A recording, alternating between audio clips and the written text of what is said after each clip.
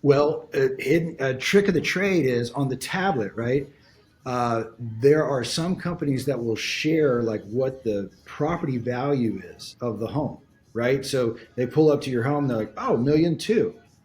I mean, it's off of the Dallas Central Appraisal District, so it's probably not very accurate. But there's only one reason that a plumber would need to know that information is how much can this guy pay?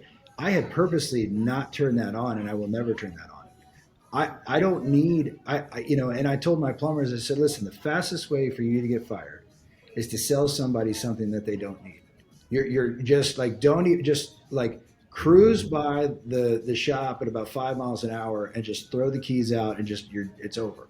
Because like these are my friends, these are my colleagues, these are my colleagues' clients. And like Yeah. I understand as a realtor, like how tough it is getting a home under contract. And the last thing you want is some plumber coming out just trying to line their pockets and blowing up your deal, hosing your clients and all that kind of stuff. So we kind of guard that jealously, and I think that that's one thing that separates us.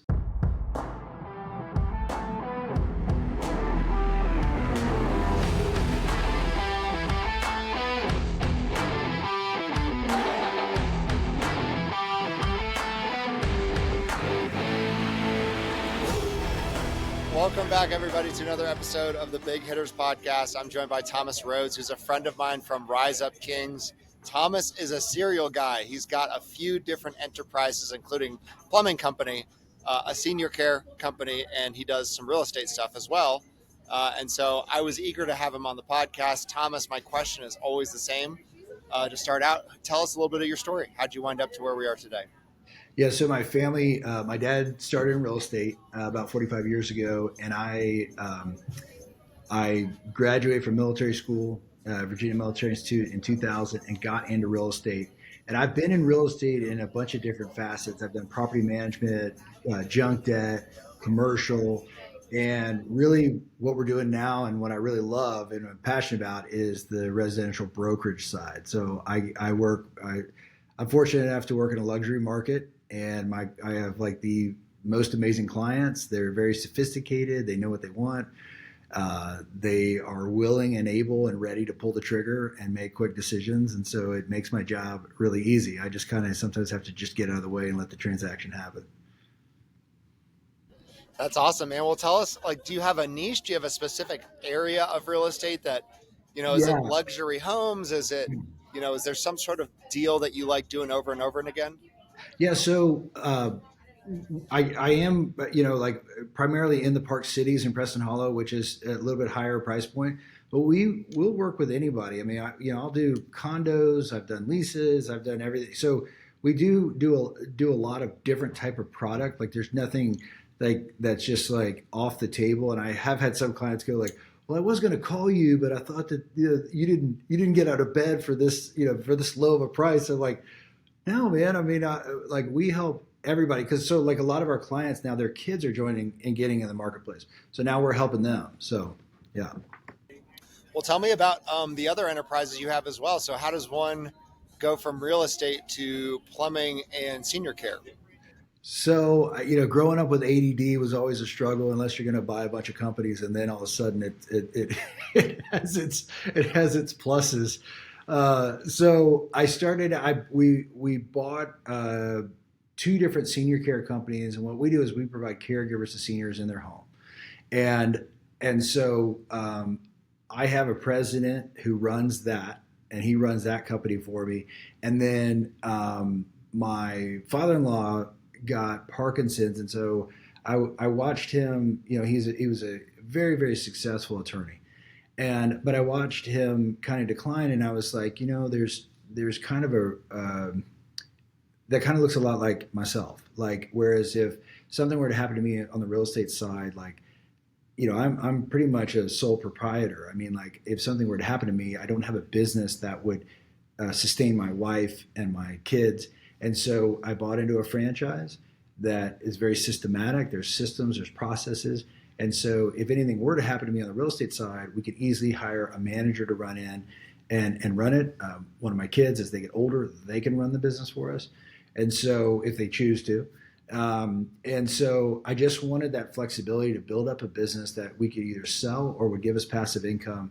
And I have other people that run that as well. So like my day to day is really running real estate. And these other businesses are there as like, my safety net when I get out and I'm ready to retire out of real estate. So both of the businesses that are not real estate are some sort of a franchise, like you bought into them. So how did you Not find? not the senior care company, but Okay. but the plumbing, yes. So the plumbing, actually, one of my Rise Up Kings coaches is the CEO of the franchise. It's 1-800 Plumber. His name's Mark Collins, great guy. And really, we were just having a coaching call, not talking about buying a franchise, nothing like that. It was just some benign question that I asked him because he was coaching me on the senior care company. And I think I asked him, I was like, what should this percentage be on my gross profit margin? And he said, well, I don't know in that company, but I do know in this company. And then we started talking about, he said like in plumbing it would be this, and then we just started talking about it. I was like, well, there's nobody in Dallas, is there? He's like, no, the guy just retired. I was like, I think that this would be a great market. And he goes, it would be the best market. And so we just started talking, and it really wasn't like I was not looking for a plumbing company or an HVAC company. I was just like, I'm impressed with what Mark does. I like him. I know him. I trust him. I feel like we have the same values, and so it was like, it was like I'm gonna run with this. And so if Mark would have said no for some reason, we would not have gone to like plumbing company number two. It just would have died right then and there.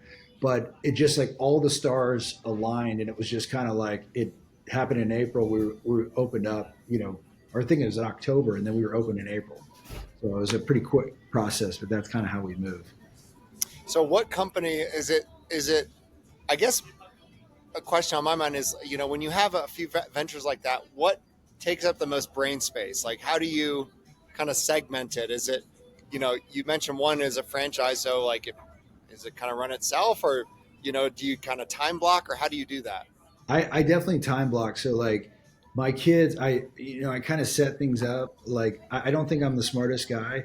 And so like I kind of set things up to like stumble and win at the same time. So for example, like where I used to take my kids when we opened up this company, I took my kids to school. And so I set my office up for the plumbing side right near my kids' school so that I dropped them off, came in the office, got everybody set for the day.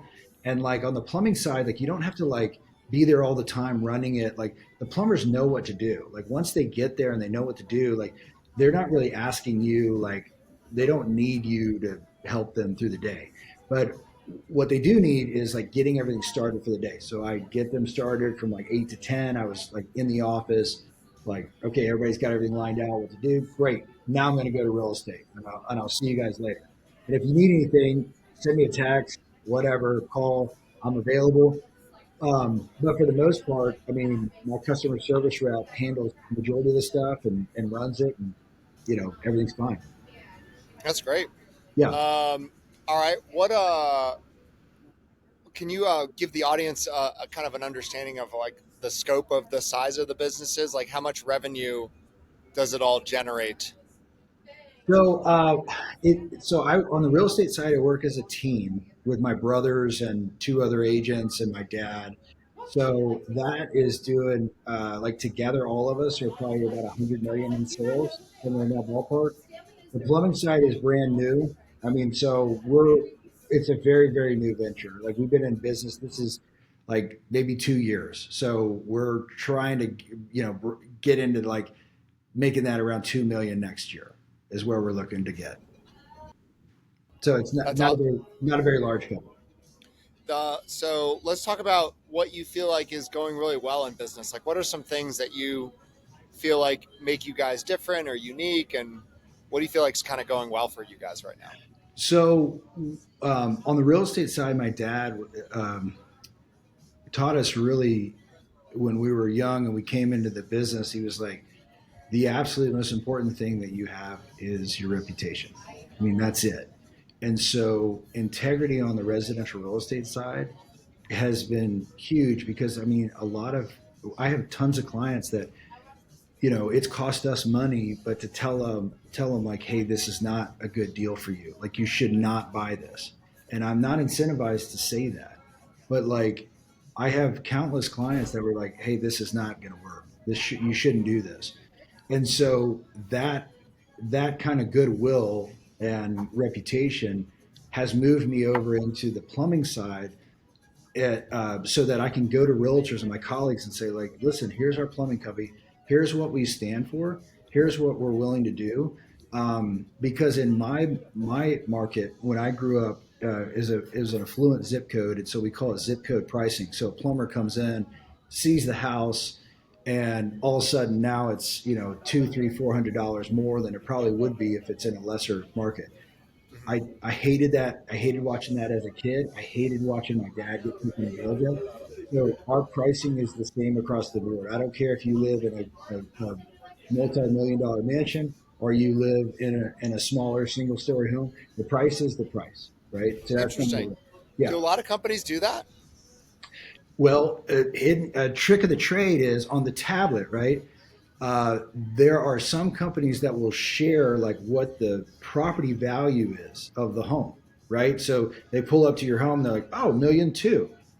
I mean, it's off of the Dallas Central Appraisal District, so it's probably not very accurate. But there's only one reason that a plumber would need to know that information is how much can this guy pay?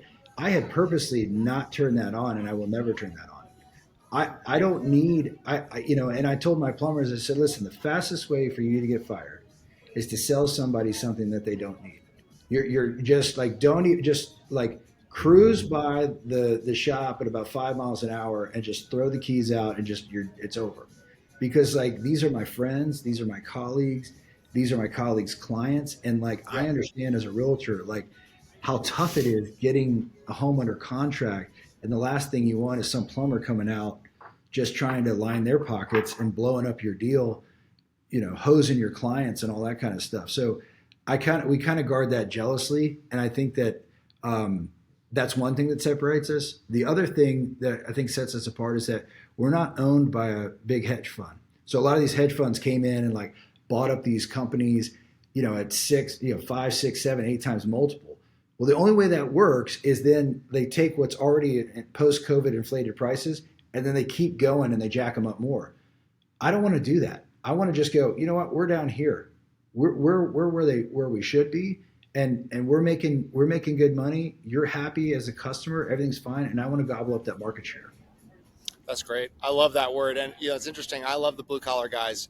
So it's interesting. I didn't realize that, but, I come from a world where we did college financial planning, and that's literally how universities price their pricing. They look at your financials, they look at your cash flow, Yeah, and they say, oh, well, we can have this person pay 100 grand a year, but this person can only afford 50 grand a year. right. Like, so a lot of people out there do that. Like, there's a lot of industries where that's normal, but I love a definitive stance to be like, we're not going to do this. We're going to be different than what the culture is doing. No, we call So, that zip code pricing, and I abhor it. I mean, it's not fair to the customer. And then the second one customer finds out you've done it, it's over. I mean, yeah. like, could you imagine if you found out like I charge you $1,000, but I charge your neighbor down the street, 500 for the exact same job? That's it. It's over. You'd never use me again, and rightfully so. Well, it's funny with my college funding business, there were certain like circles of people that when one hired us, they all hired us, you Yeah. know, and they would always go based on the first deal. So unknowingly, I make a deal with one family. I'm like, okay, I'll do it for this. All of a sudden, I have 10 people coming in asking for the same deal. Yeah. So, Yeah. No, yeah, it's true. Yeah. Yeah. And yeah, and I would say like on the real estate side, what kind of separates us is like number one, we're huge on integrity, but I don't think that's unique to just our company. I think that there's a lot of very talented, very integrity forward agents here at Compass. I think what we've done as a Rhodes Group is we've surrounded ourselves by some amazing talent. Like here at Compass, basically the agents that are here are some of the best agents in the business. And I know, and I say that respectfully to my other colleagues at other brokerages because there's some straight killers over there as well. But I really think like if we were to like blow up the marketplace and just like grab a company and grab all the right players, they're already here. And like yeah. the management, I mean, it's absolutely a phenomenal company. And like and it's so big, and yet Robert Refkin is the CEO of Compass. Called me on a Sunday 3 weeks ago. I mean, this is a company that has $221 billion of revenue, has 33,000 agents, and the CEO calls me, and I'm thinking I'm unique, but he called everybody on my team. I mean, like that's pretty amazing that a CEO would still do that. Most of them just kind of hide behind, uh, you know, well, I'm too busy and don't reach out, But Yeah. he's very hands on. What are some things that you feel like are sticking points right now with your companies? Like, what are some barriers you're trying to overcome? Yeah, so on the real estate side, I would say like what we have is sticky pricing right now. Is that we see that interest rates have come down a little bit. Right now, I see that sellers are asking, like right now, you'll see in the news, like homes are selling for the highest prices that they've ever sold for, and that's true. But the number of homes that we see that are actually selling are going down. So I think what's happening is that great homes are coming on, they're selling quickly, and then but there's a lot of inventory that's just kind of staying on the market, and there's a lot of buyers that just there's no sense of urgency to do something. Now, if interest rates come down and I think when maybe September something will change, interest rates will drop. Certainly, when there's a new Fed chairman, I mean I'm not trying to get political here. I'm just telling you what I think is going to happen is that the Trump administration will put somebody in that's more interest rate friendly and they'll drop. And I think that real estate will go on fire again. Hmm. On the plumbing side, it's technicians and talent. But I mean, Yeah. the jobs are there for sure. Yeah. Yeah. Let's talk about AI for a second. How are you using it now? Honestly, like as far as AI goes, like the most that it's extended into our career is on with Compass. Compass has integrated artificial intelligence in a lot of cool ways. Number one is like data collection on our listings to see kind of performance of the listing. Also, it'll write property descriptions, which is kind of the bane of our existence, is writing these property descriptions, and everyone says, Yeah. Yeah. white count, the kitchen boasts white counters. Is like if I have to see boasts one more time, I want to die. Really, we've not. We've not utilized it a lot on the plumbing side. I know Compass is doing some cool stuff where they're like using AI to kind of track of like they have this thing called like most likely to move. So you input your customer database into AI's customer or CRM, and it will spit out and it'll be like, "Hey, you should call Andrew. He's thinking about making a move." I have no idea how it works. I have no idea, but I would say out of 10 times, it's probably worked 60 to 70%. And those are opportunities that like never would have seen, just like why would I call you out of the blue 3 years later, just but yeah. So it's kind of cool. That is awesome. Where do you feel like you could be using it that you're not? I think with the technicians in the field, like Yeah. I think that there's going to be some opportunities where, especially like writing estimates quicker. Like right Yeah. now, we use a really well-known brand of a platform where we have all of our pricing and in our price book and everything.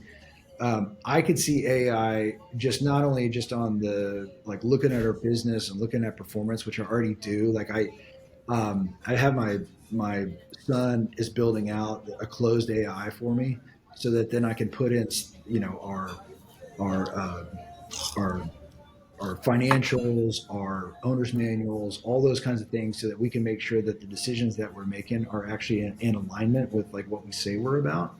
So kind of excited about that, but I could definitely see like how do we use the AI to speed up the technician's job in the field with the customer, so they're not waiting for 20 minutes while he's creating an estimate. Mm.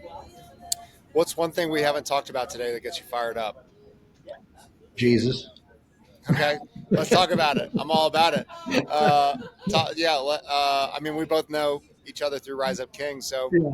you can feel free to share like how that's impacted your life, business, either of the four pillars.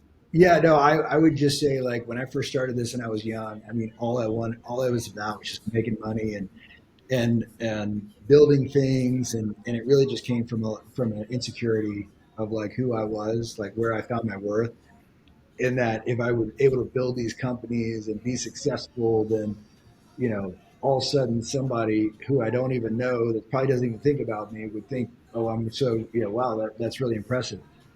Uh, I remember the year I went to Rise Up Kings the first time.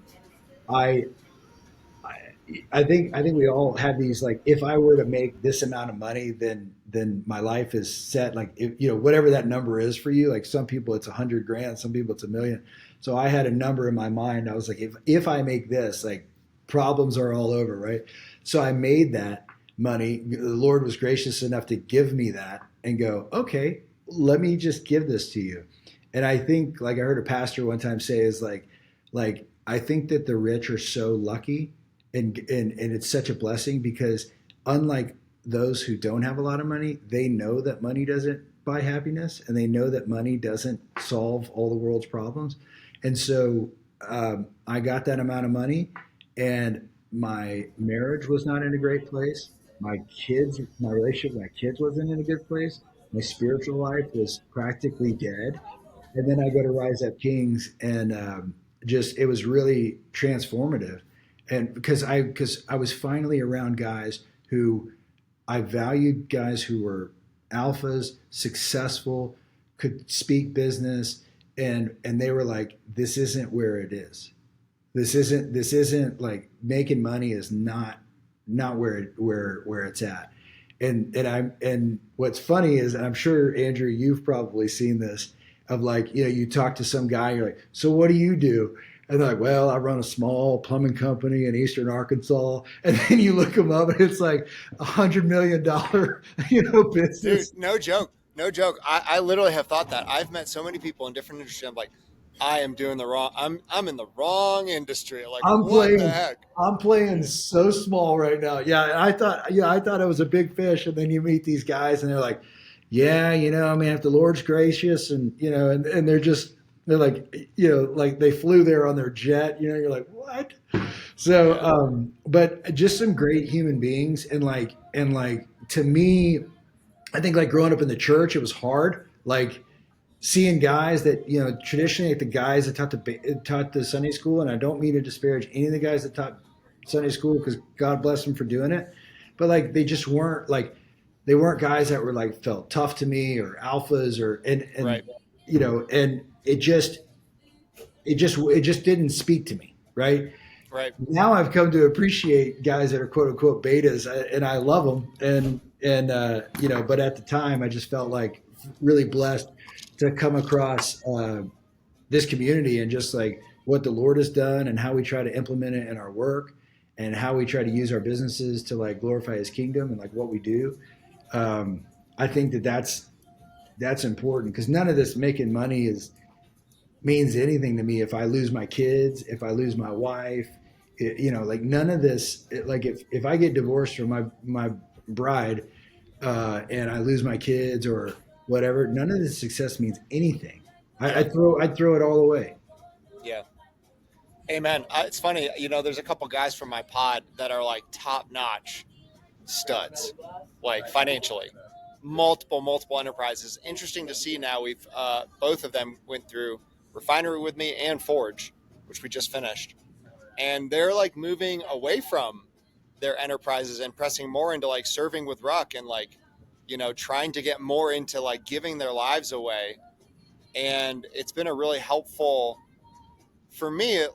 It's kind of like helped me remember like, oh yeah, like the work that God is doing is way more important. And you could reach the proverbial mountaintop and still, like what you're saying, your wife is, your marriage is bad, your kids feel disconnected from you, it's not worth it. Well, So that's I love that's that. where I was at Ruck, and like I was listening to some podcast earlier, and there was a billionaire on there, and they were talking about like what makes you happy or what like and does money make you happy? He goes, no, I mean it really doesn't. He says after a while there's just like a level. I mean he was a billionaire And he said, after a while, there's a level that like, what are you going to go buy another car? Like, Yeah. what is it? And he said, what brings you joy are memories. And like those memories are with usually like for me, those are celebrated with people. And like the people that I want to celebrate most with is my wife and my kids and my family. Like that's what's important. That's it's such a good word. I think it was Bill Gates who said it's, after like you become a millionaire, it's like it's the same hamburger, like Yeah. it's not that much different. Uh-uh. So yeah, What does Dave Ramsey say? Like after a while, lobster tastes like soap. Like yeah, yeah. That's great. Thomas, if people want to learn more about who you are and what you do, where can they go? Well, you can go to the rhodesgroup.com if they want to look at if they want to go and look me up for real estate. But and my cell phone's on there. But yeah, I mean, I love to connect with people. So like, if anybody wants to reach out, connect. If I can help anybody, I'd love to do that. But yeah, so I mean, this is really interesting. This is the first podcast I've ever been on. So hopefully, I Well, not going to be the last, my friend. It's interesting. I find it all very interesting, and yeah, it's been really fun to talk to guys in the Rise Up Kings community. And honestly, it's been some good market research for me. Like I have another podcast called The Builder's Bible, and all I have is construction guys. I actually was sitting at Rise Up Kings conference, and I was like, what ties all these guys together? I was looking around the room. I'm seeing all these guys. I'm like, holy crap. Half of these guys are freaking building something. They're either building houses, they're building decks, they're building sheds, something, right? They're pouring concrete, something. It's all around construction. And so that's what I set out to do with these podcasts is like, this helps me understand to some extent, like these different industries and then like how to cater, what we do towards it. But it's been a really fun conversation today. yeah. Any parting thoughts before we sign off here? No, I would just say like if there's any like young entrepreneurs, I would just tell you like or maybe caution you is like when you first start out, like the almighty dollar is super enticing, and it was for me, and it got me for a lot of years. But I just think back like all the years I've just wasted like chasing money and dreams and building companies and like sacrificing my kids and my wife and all that stuff. And I would just encourage you to like find that balance, like find those Mm-hmm. four pillars where you're like faith, family, fitness, finance. Like finances last for a reason, and faith is Yep. first. I think what is it, Matthew 6, 33 and 34, but seek first his kingdom and his righteousness, and all these things will be given to you as well. Like I would say, just as a warning to the younger guys, like you, if you're building something successful, the Lord is blessing it. It will be successful no matter what. And money is deceiving. Yep. I love that. My mentor, the Benham brothers, mentors say, what good is it to have profit without peace? And I've always held on to that. That's a good word. So yeah, it's a great word. Well, Thomas, don't go anywhere. Thank you so much for joining us. And guys, go check him out. Go check out what he's up to. And then if you're an aspiring entrepreneur, reach out to this man because it sounds like he has had the financial success, but he's found something else that's more important. I believe we all have, right, with Jesus. So that was a great word. Thanks for joining us. All right, thanks, Adrian.